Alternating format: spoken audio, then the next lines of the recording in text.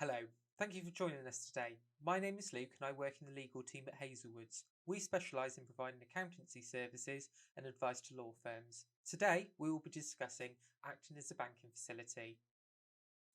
So today we will be breaking this topic up into four areas, which are: what do we mean by acting as a bank? What scenarios would lead us to act as a bank or provide banking facilities? What are the consequences of acting as a bank? And how can we prevent the client account being used as a banking facility? So what is acting as a bank? Rule 3.3 states that you must not use a client account to provide banking facilities to clients or third parties. Payments into and transfers or withdrawals from the client account must be in respect of the delivery by you of a regulated service. What this means is that practices should not perform any transactions from the client account that do not relate to the legal service being provided. So what are the most common instances of acting as a bank? The four most common ways of acting as a bank is instigated from being asked to hold unconnected money, being asked to hold day-to-day funds due to a lack of availability of UK banking facilities, private rental deposits, and receiving and paying out rent indefinitely for landlords, which is effectively acting as a letting agent. Holding unconnected monies really is an ambiguous subject, and we'll come back to this later. However, the other three are a little bit easier to explain. As you know, some clients find it hard to obtain UK bank accounts, which could be due to criminal, immigration, or financial circumstances. In these instances, the client has no access to a bank to hold their money and will therefore struggle to receive their funds back at either the end of a matter or from third parties relating to the matter. As you can probably guess, these persons also carry a higher risk than most other clients. The next instance is private rental deposits.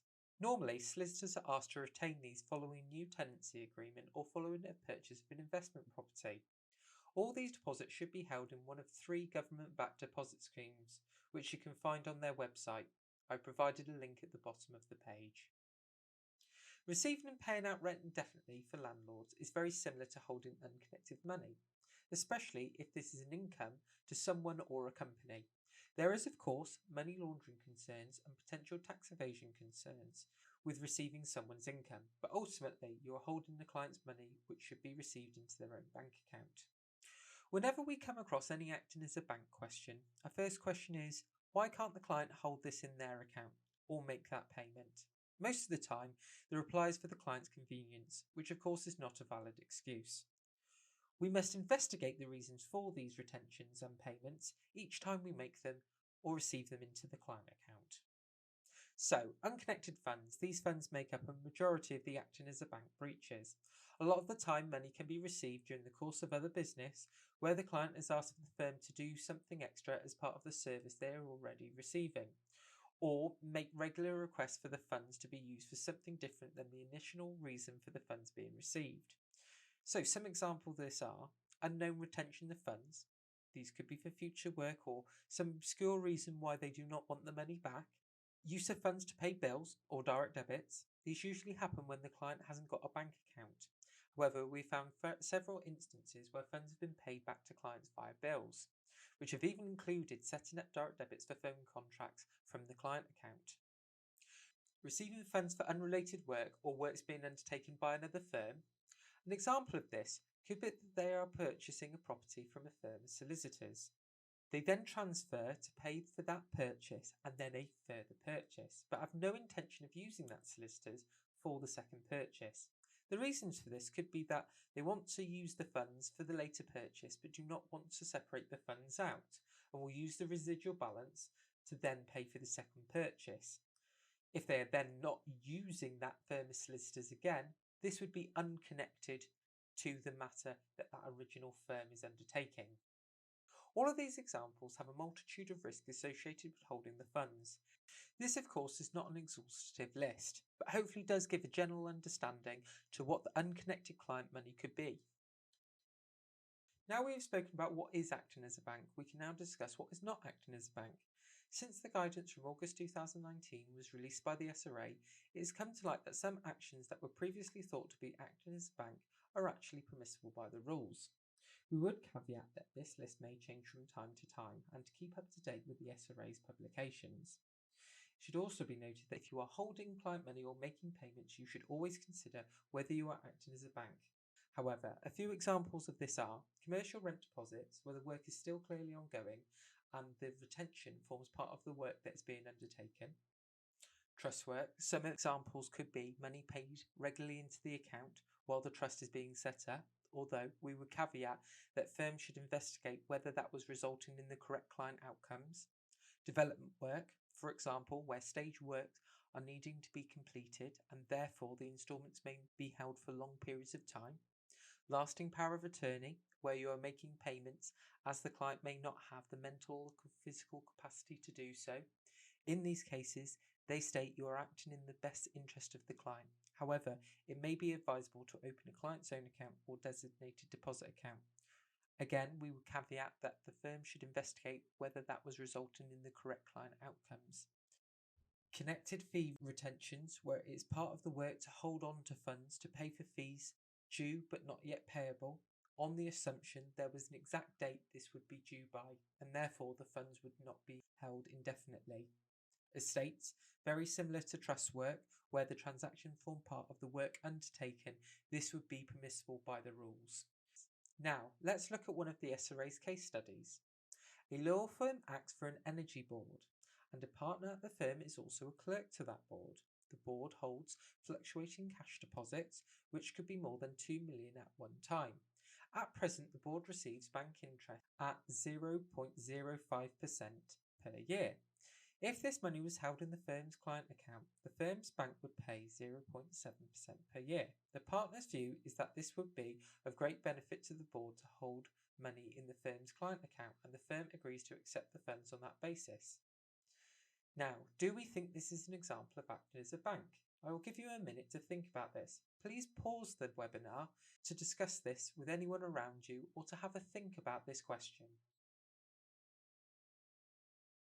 Yes, it is an example of acting as a bank. The firm is facilitating banking activities which are prohibited by the rules. The SRA's view is that the firm is carrying out or facilitating banking activities which are prohibited by the rules. The law firm is not acting on any underlying transaction or providing any service other than holding the money. There are clear risks that would need to be considered here that Rule 3.3 is intended to prevent, such as involvement in fraud, money laundering and insolvency issues. If a firm's client account is used improperly, they may also be in breach of the SRA's principles. Ultimately, the firm is not providing a service which is connected to these funds, and therefore they're in breach of the rules. So what are the consequences of providing banking facilities? Well, for now, it's a breach of Rule 3.3, which is currently deemed as a reportable breach, which could potentially mean reportable accountants' reports. From the most recent update on the warning notice, the SRA have made it clear that this is an important rule to uphold. The SRA are also concerned with possible money laundering implications, as where money is held, potentially for unknown reasons or from unknown sources, it could be that the funds are held for illegitimate reasons or from illegitimate sources. This is especially a concern where you are not doing any underlying work, which you would normally verify where the funds are coming from and what they are going to be used for.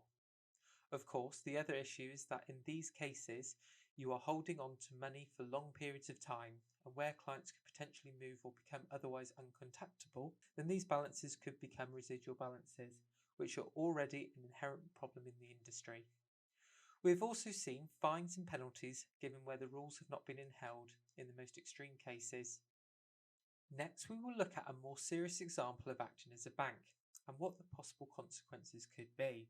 In one publicised example, two partners were found to be holding funds for a football club that was at risk of becoming insolvent. The funds were used in circumstances where a bank account was not able to be opened for the transactions on behalf of the club. However, these transactions had no relation to any work being undertaken by the practice. The total of the transactions through the account amounted to £10 million, and the solicitors had made favourable treatment of some unsecured creditors over others. As such, the firm was given the highest level of fine, which held a total of £75,000 in fines. This is a clear example where the client account was being used to hold unconnected monies, and furthermore, an example where it was possible that the client account was being used to launder money. So what preventative measures could we put in place to mitigate the risk of acting as a bank? Some ways of preventing these issues are educating all employees in the law practice to what is and isn't acting as a bank. The more people that know what is and isn't acting as a bank, the easier it will be to prevent payments being received or paid out and could lead to these issues. Questioning all transactions through the client account. With a little detective work, anyone should be able to work out what the funds are being held for and whether this will result in acting as a banking facility. Having cash limits and knowing your client. This is a normal anti-money laundering procedure, but comes in very handy with preventing these types of issues. Thank you all for listening today. I hope you found it useful and now understand acting as a bank as well as being armed with the tools to prevent your client account from being used as a banking facility. If you have any questions, please get in touch with us. Thank you.